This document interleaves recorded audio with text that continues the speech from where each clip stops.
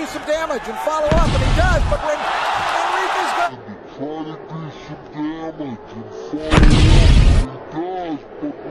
Hello guys, welcome back to our channel Winsworld TV. Coach Freddie Roach at Nonito Donaire Jr. nagulat sa ginawa ng kanilang alaga na kanilang hinubog.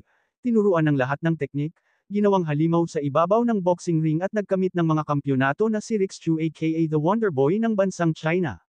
Sunod-sunod ang kanyang mga naging tagumpay sa ibabaw ng boxing ring, wala pang nakakapigil sa dala niyang malabagyo na lakas sa ibabaw ng boxing ring. Lahat ng humarang ay tomba, sa mura niyang edad na nakuha na niya agad ang WBC Asian Boxing Council, Continental Super Flyweight at WBO Asia Pacific Super Flyweight title. Iba talaga ang lakas ni Wonder Kid simula nang maturuan ni Coach Freddie Roach at Nonito Donaire Jr., malahalimaw ang lakas tulad ni current undisputed N4 World Division Champion Naoya Inoue aka the Japanese Monster. Nakalaban na rin dito ang tubong Cagayan de Oro City, Philippines na si Michael Enriquez, para sa WBA International Super Flyweight title. Panoorin natin ang magandang bakbakan ng tinaguriang alias Blade na si Michael Enriquez ng bansang Pilipinas kontra sa Wonder Kids ng bansang China na si Rex Chu. Sa unang round ay kitang-kita na talagang lamang na lamang si Rex Chu pagdating sa tangkad, dahilan ng mabilis niyang ipakonekta ang kanyang mga suntok kay Michael Enriquez. He wants to build the sport in Hong Kong, make it more popular, open the door for others, and he's coming out very strong here in round number one.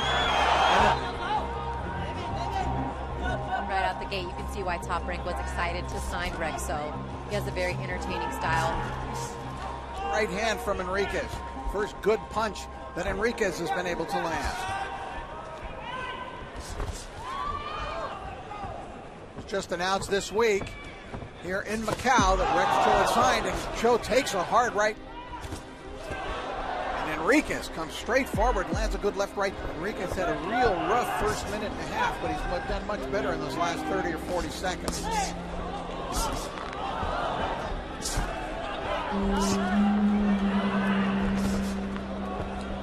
Takes a straight left there from Rex Cho.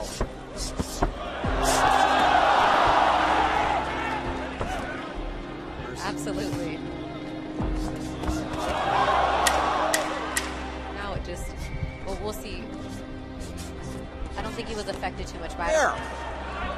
Bringing the fight to Rex Cho. He wants to pull off the upset if he can. Hard right by Enriquez. I don't even know if he even knows that it's there. Ooh, early action here in round two. I'll say Enriquez has come out loaded for bear. Has come here not to fold up and roll over. Sa round 2 ay hindi rin nagpatinag itong kababayan natin na si Michael Enriquez, laban kung laban din siya.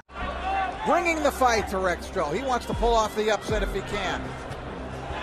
Hard right by Enriquez.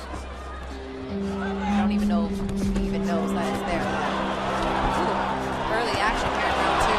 I'll say Enriquez has come out loaded for bear. Has come here not to fold up and roll over, I'll tell you that. Show with a combination, Enriquez is able. There doesn't seem to be bleeding or a factor in this round so far. Good comment.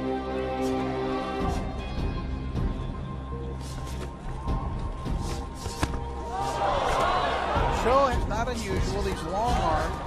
You can see he has good hand speed, excellent. Sa round 5 ay talagang malalakas pero ng mga pinapakawalan na suntok ni Michael Enriquez at Rex Chu, tila walang kapaguran at gusto nila mapatamba ang bawat isa. Diego Corrales was one. Lance Whitaker, the heavyweight of note a few years ago, was another one. He fought very effectively, even though he was real tall. Let's see who can keep up this pace in the second half of the fight. And by Enriquez. Cho again electing to stay close. Now pushing him into the corner. Let's see if he whips. Open a combination. And what would seem to be a war of attrition, although both seem to have plenty of energy left at this point. Miguel working four corners tonight. Crowd encouraging him to do just that. He seems to have Enriquez where he wants him. Elbows him into the corner. Enriquez trying to fight it. He just likes being inside. There's no doubt about it. He's enjoying the combat, wants to engage, but it's costing him at times, and he just again got caught with it by Michael Blade Enriquez.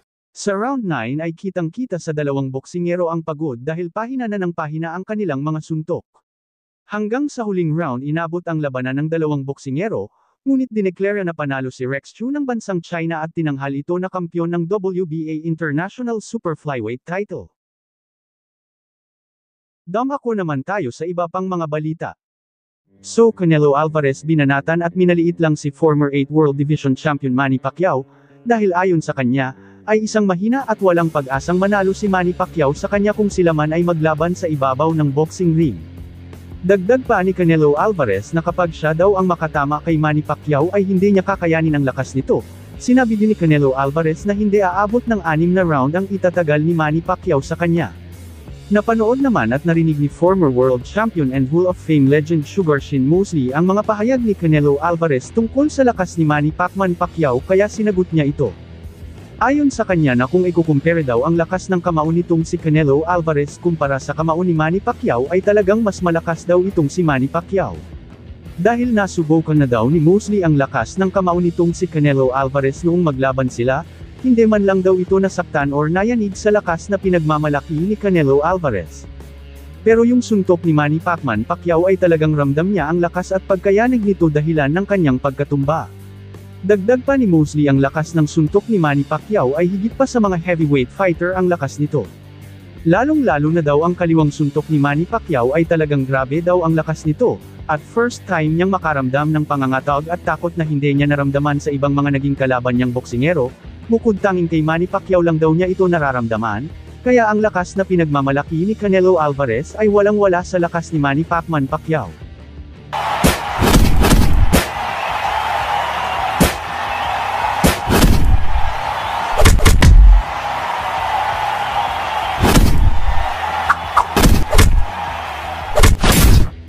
Dagdag pa sa ating mga balita.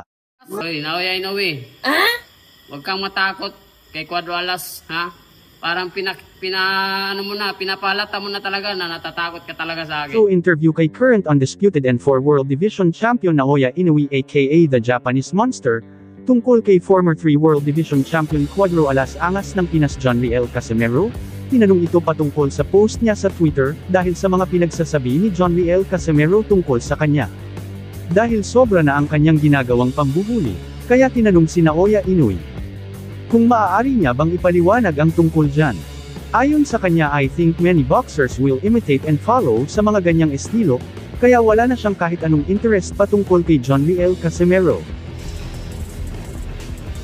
ことが増えていくのかなと思うだけなんで、興味はねえみたいな発言、カシメロ自体に興味はないです。それはもう、本心というか、煽りとかじゃなくて、そうですね、興味はないです。 Tinanong din si Naoya Inoue kung ano na ang kanyang gagawin sa mga call-out at pambuhuli ni John Riel Casimero. Ayon kay Naoya Inoue na mas mainam na huwag nang pansinin si John Riel Casimero at huwag na talaga siyang labanan. Dagdag pa ni Naoya Inoue na sa tingin niya ayaw ni John Riel Casimero mangyari at para naman sa kanya ay okay lang na maging ganyan. 干せばいいんじゃないですか試合をせずにそれが一番カシメロに対してカシメロ自身が一番嫌なことだと思う。それでいい。 Tinanong din ito kung ano ang kanyang masasabi kay John Riel Casimero. Ayon kay Naoya Inoue ay kalimutan na natin si John Riel Casimero, wala na siyang masasabi pa patungkol kay Cuadro Alas John Riel Casimero. カシメロに関しては、もうカシメロに関していいんじゃないですかそんなに別に話すこともないですし。 Tinanong siya kung lalabanan pa ba niya ito. Ang sagot naman ni Naoya Inoue ay kung mapagdesisyonan na maglaban sila ay lalabanan niya ito. Yun lang at itigil na natin yan si Casimero dahil wala na siyang masasabi pa. だから決まればやりますし、そのぐらいなんでもうやめましょう。カシメロそんな時に話すこともないですよ。 Ayon sa karamihan lalong-lalo na ang mga boxing fans na bakit todo iwas daw itong si Naoya Inoue makalaban si John Riel Casimero. Nararapat ba talaga na labanan ni Naoya Inoue itong si John Riel Casimero? Or wala silang magandang dahilan o mapapala kapag pinatulan nila si John Riel Casimero? Yan ang ating sasagutin sa video na ito. Si Naoya Inoue ay kasalukuyang may hawak na 4 na titulo sa iba't ibang division sa Super Bantamweight. Ito ay ang WBC, WBA, IBF at WBO at sa bawat sanctioning bodies ay may kanya-kanyang mandatory challenger na pwede itapat sa kampyon. Sa bawat sanctioning bodies ay ang rank number 1 ang dapat makalaban ng isang kampyon. Unahin natin ang WBC, ang number 1 contender para sa WBC ay si Luis Neri. Nakamakailan lang ay nagharap na sila ni Naoya Inoue kung saan tinalo siya ni Naoya Inoue. Kung sakali naman na magkaroon ng problema ang number 1 challenger sa anumang 4 na major sanctioning bodies ay pwedeng pumili ang kampyon na kanyang makakalaban, sa alinmang nakahanay sa rank. Dito pa lang ay pwede nang piliin ni Naoya Inoue si Cuadro alas John Riel Casimero kung kanyang gugustuhin, dahil nakahanay si John Riel Casimero sa pang-8 bilang. Punta naman tayo sa WBA, ang unang nakahanay dito ay si Murod John Akhmadalib.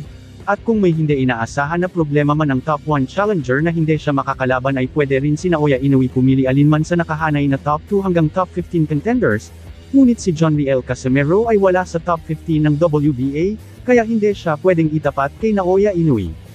Sunod ay ang IBF at WBO na kung saan ang number 1 contender nito ay si Sam Goodman. Ngunit kung sakaling umatras si Sam Goodman sa kanilang laban ay pwede muling pumili si Naoya Inoue alinman sa top 2 hanggang top 15 contender.